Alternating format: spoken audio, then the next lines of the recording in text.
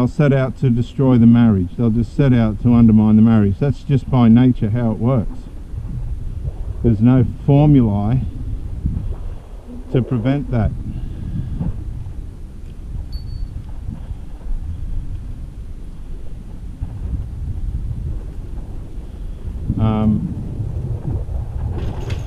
It's predictable. And how many of us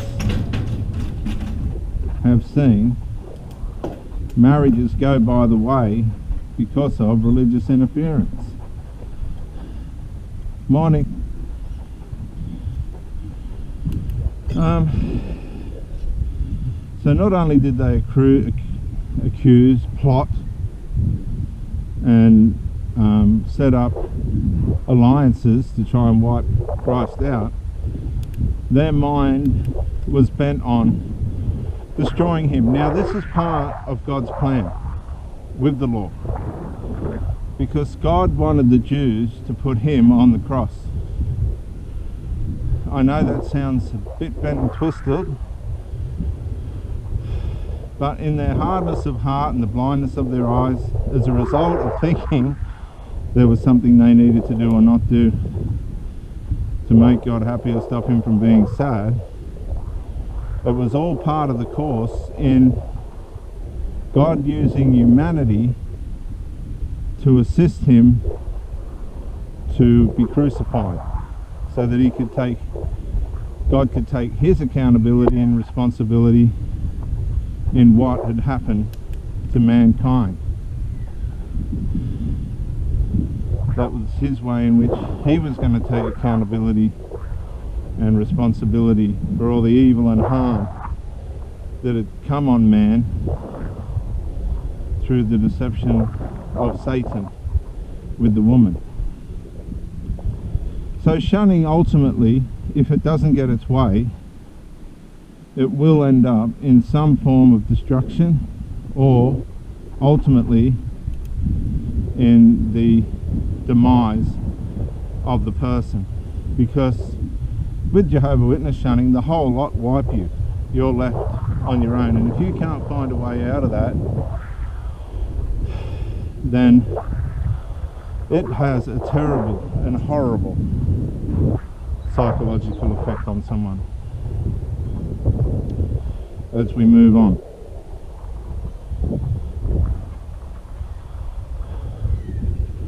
I'll just come past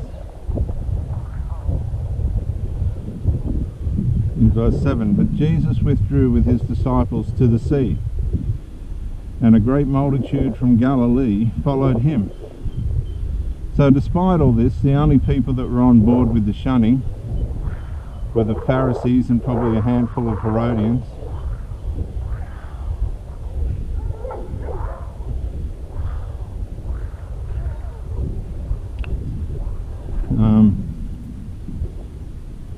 Just get past all that.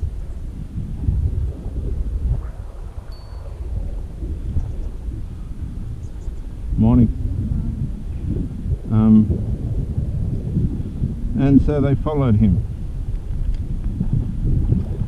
And from Judea and Jerusalem and Idumea, those from Tyre and Sidon,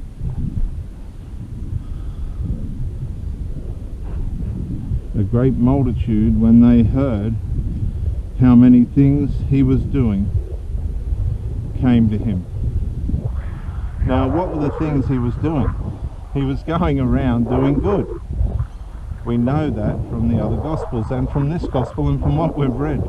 He was going around delivering people from demons and healing the sick from all forms of sicknesses that otherwise wouldn't have been healed. And then they came to him. The religious people, the Pharisees and the Sadducees, the Herodians that jumped on board, and the others that were easily influenced,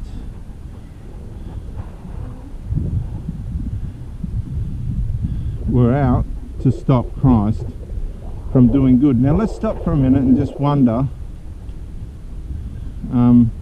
how this can happen, why human nature goes down this route. Morning. Quite a popular path, isn't it? Look, I'm not into politics and I'm not for and against the American president, but they want him out, right or wrong.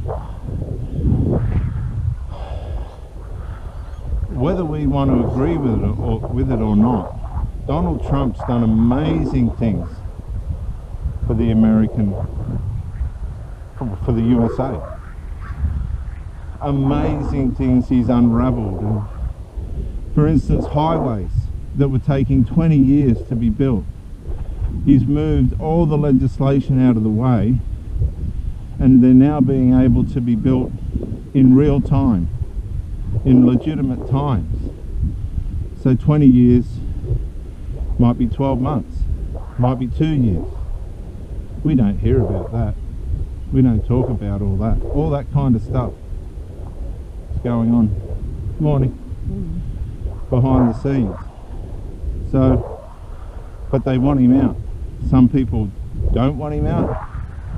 Other people do want him out and are hell bent on making sure, as far as they can, for that to happen. Whether it's going to happen or not is another thing. But I'm using that as an example to show you that the intensity and the ferocity in which the Pharisees and the Sadducees and these people that were unfortunately under the law,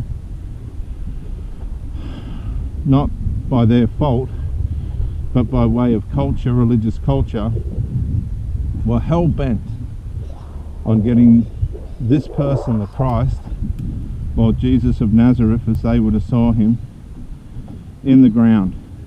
There's a beautiful dove there, viewers. Look at that dove.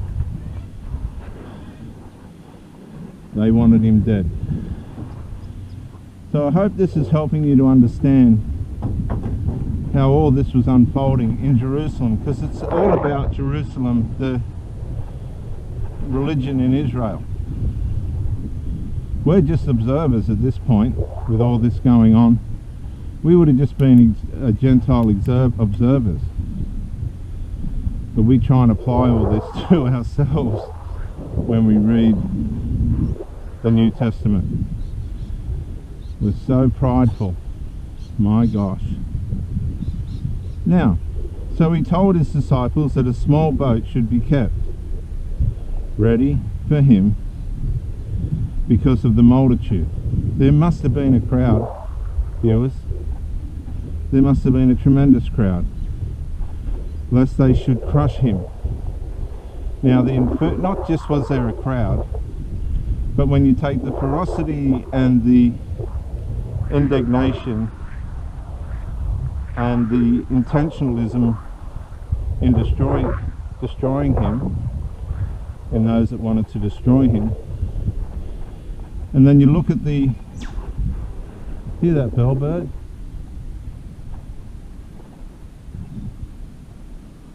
Then we have to measure the same enthusiasm in the positive, probably even more.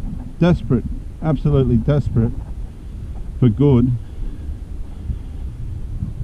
for the crowd that was so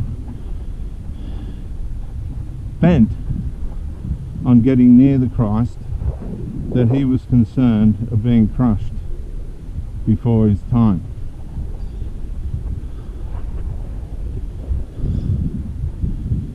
Now,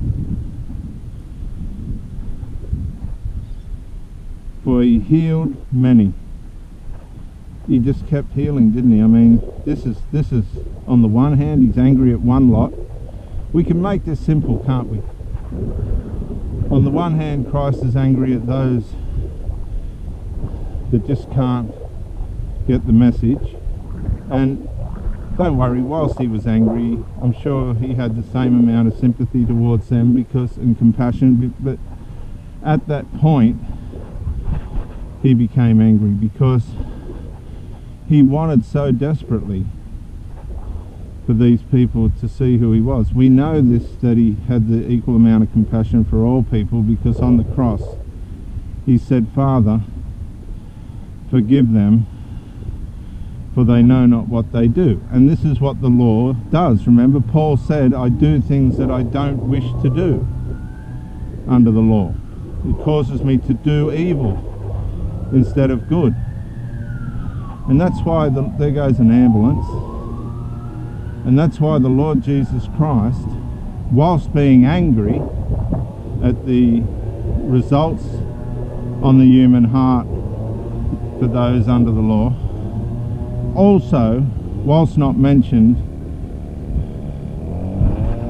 would have had compassion on the Pharisees and the Sadducees as well, because he wanted them equally to be saved. So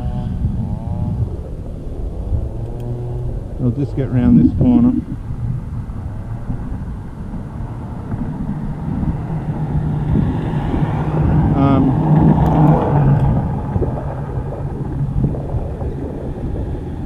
He just kept healing. He just kept giving himself to those that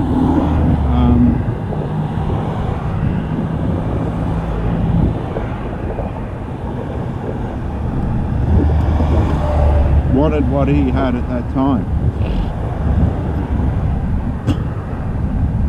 Excuse me. So whilst these ones were trying to interfere, the Lord wouldn't have it.